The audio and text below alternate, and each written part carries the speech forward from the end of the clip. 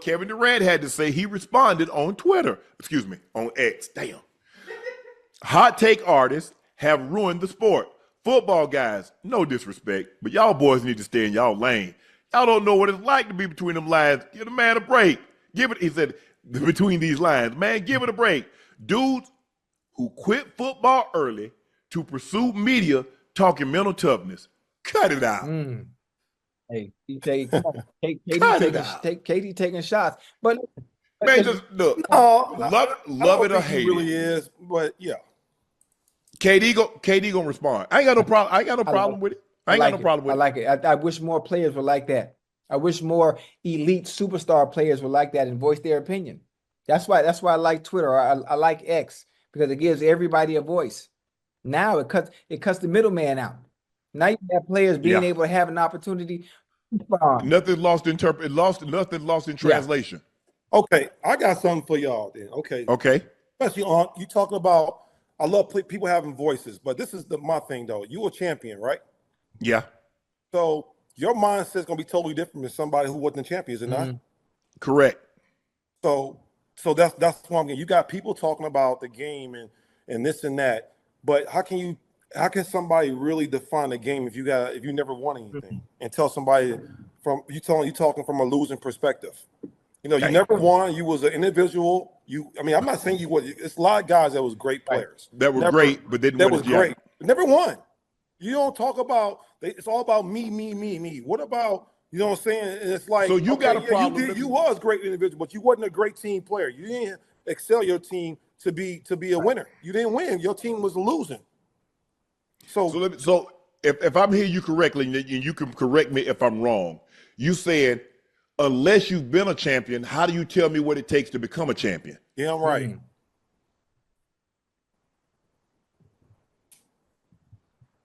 How you gonna have a champion mindset if you've never been a champion? I have another question for people that are in the media space, right?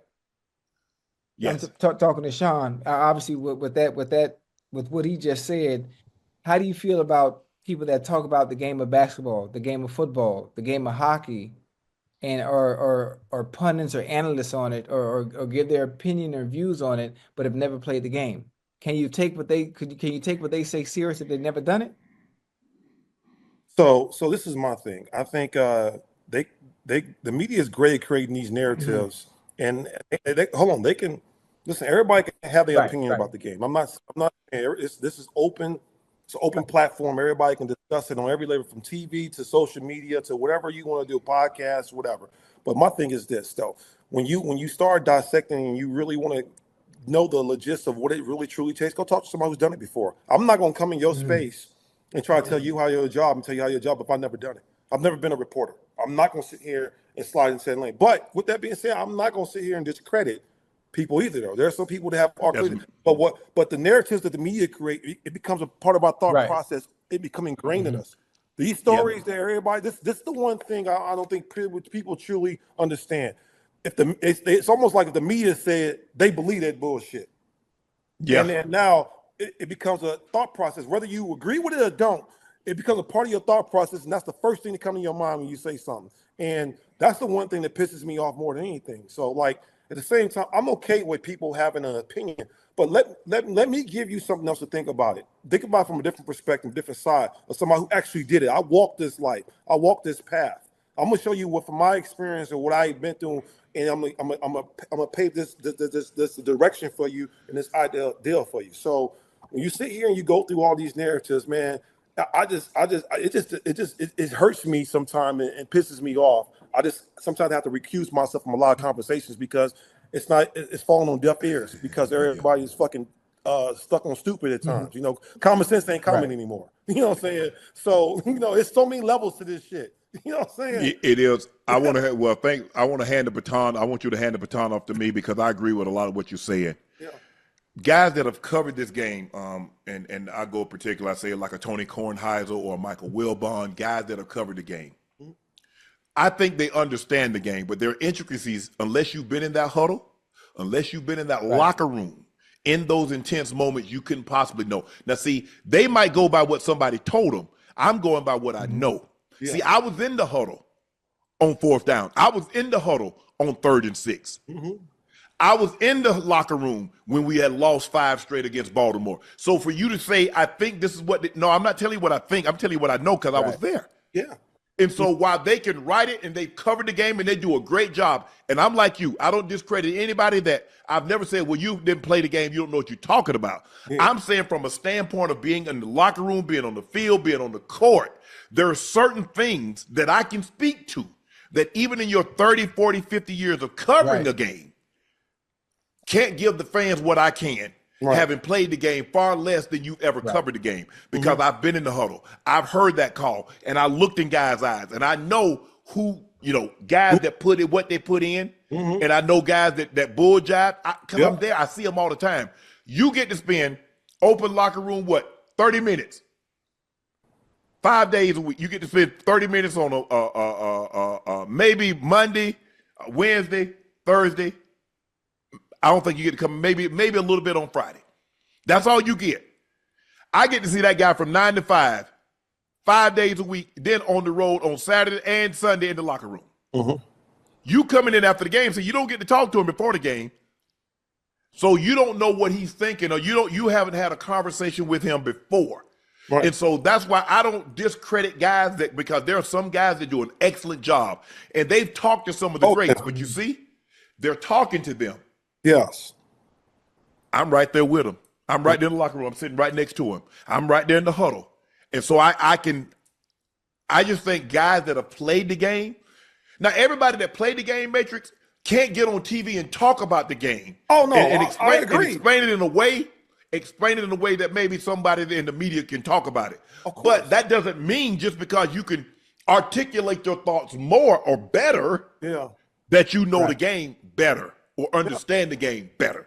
Does hopefully that makes sense to the chat. No, it does. It does. Mike, my guy, he's from the crib here. So Mike is great. Mike been on TV for Mike's been doing it for 50 years. Yeah, Mike has been on here, man. I love Mike, but you said something that's so dawned on me. Like you're experiencing somebody basically being around somebody 24/7 in the trenches with people. It's totally a different feeling. I used to say this when everybody was like, "How the team feeling?" I'm like, "Man, you have to be in the locker room to see. I can't express what we're going through right now.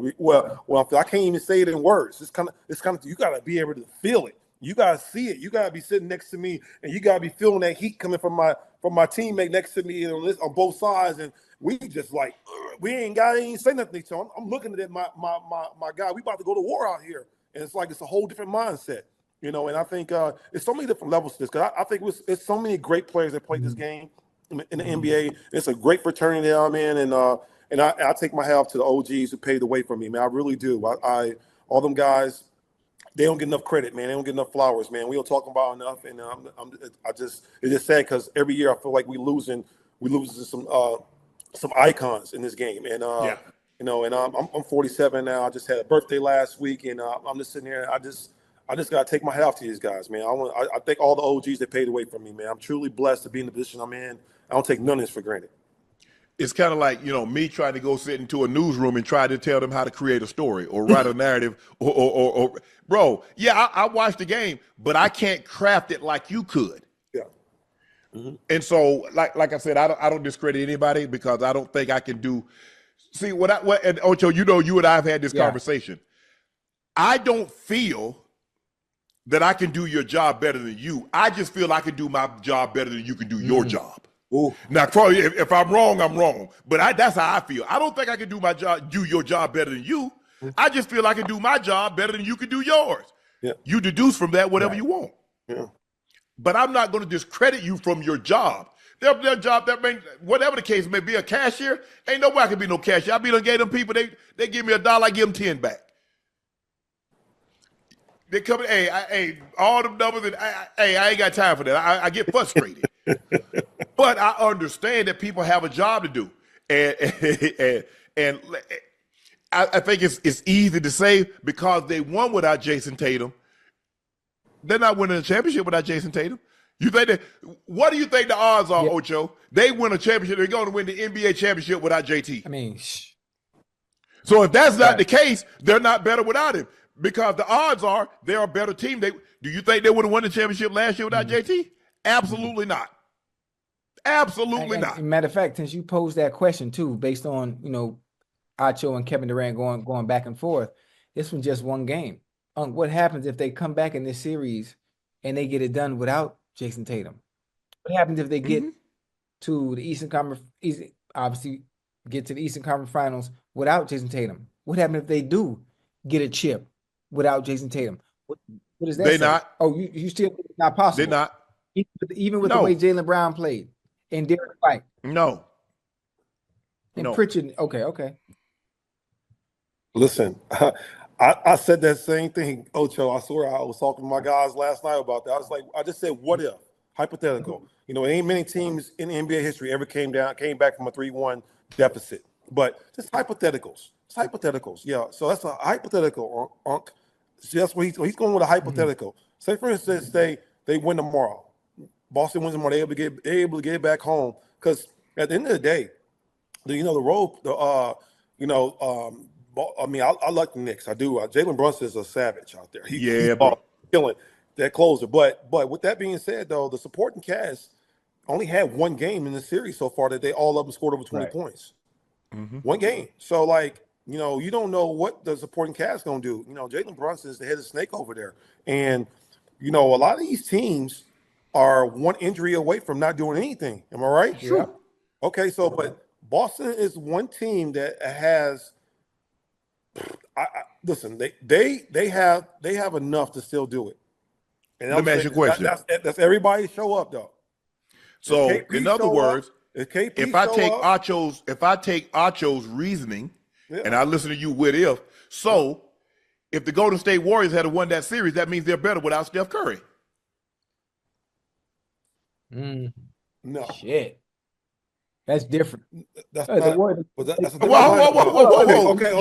All I did was remove the best player off the team. But the supporting cast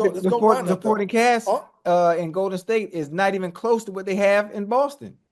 What about Jimmy Butler? Playoff Jimmy. You told me playoff Jimmy. He's taking two teams to the NBA Finals, and he hadn't had.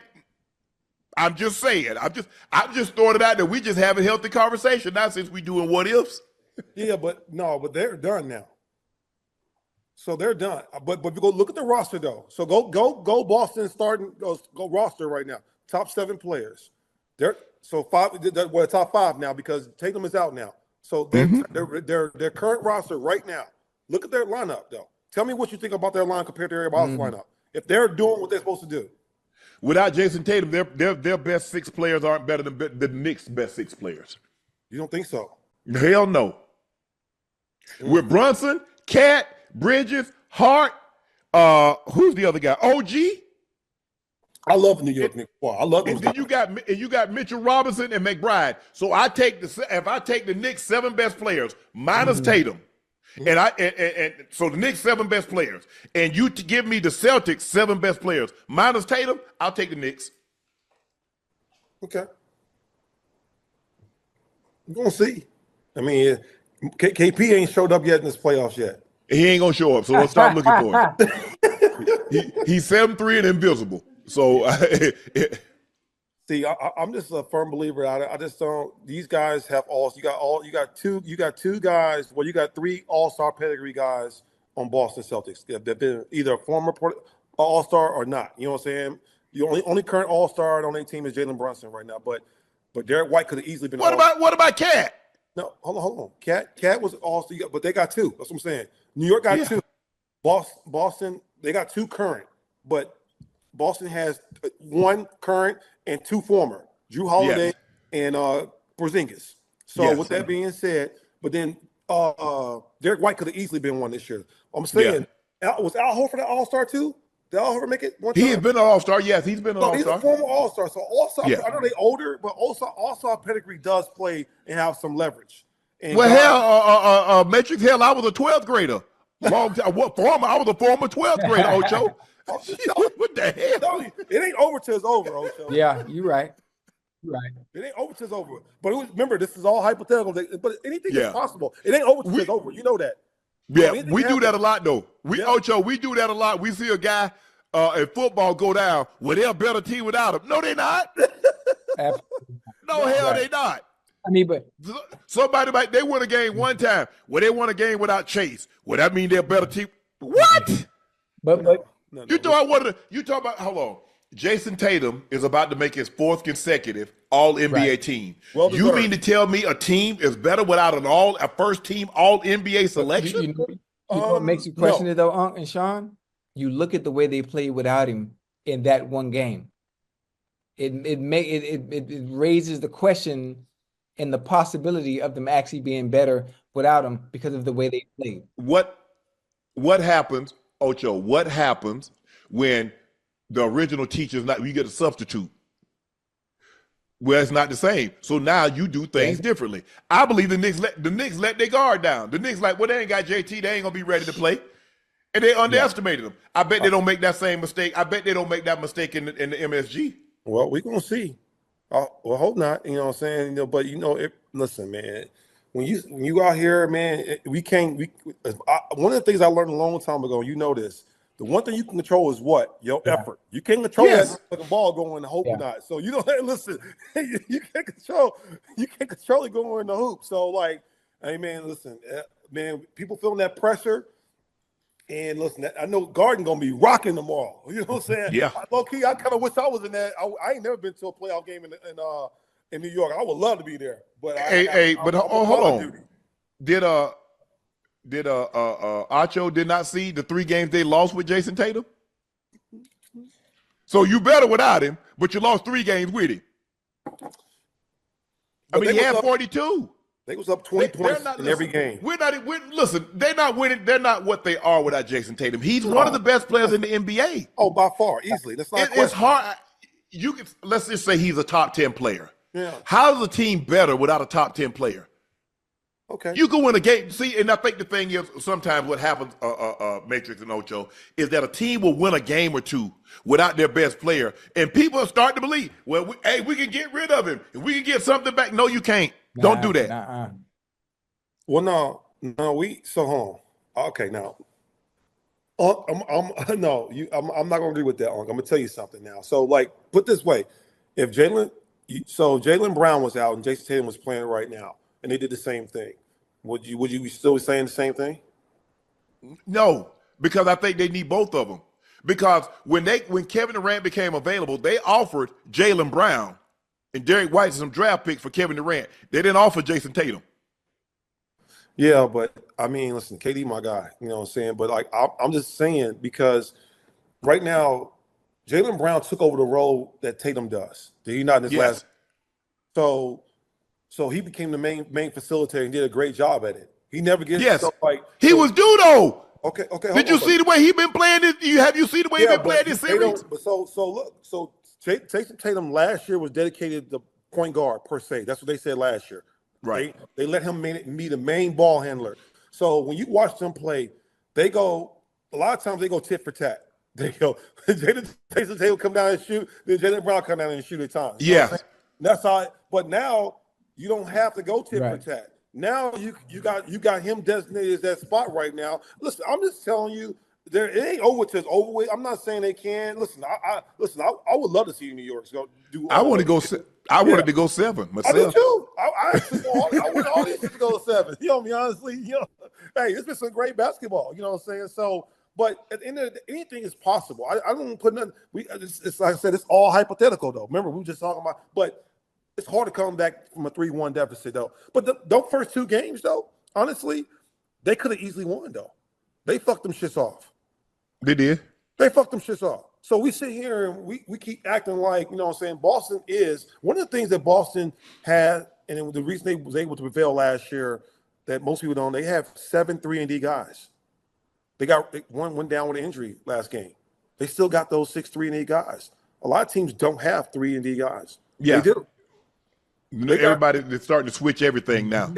Yeah, so that's what I'm saying though. So like it's not over till it's over. You just don't know. Maybe KP is due for a big game tomorrow.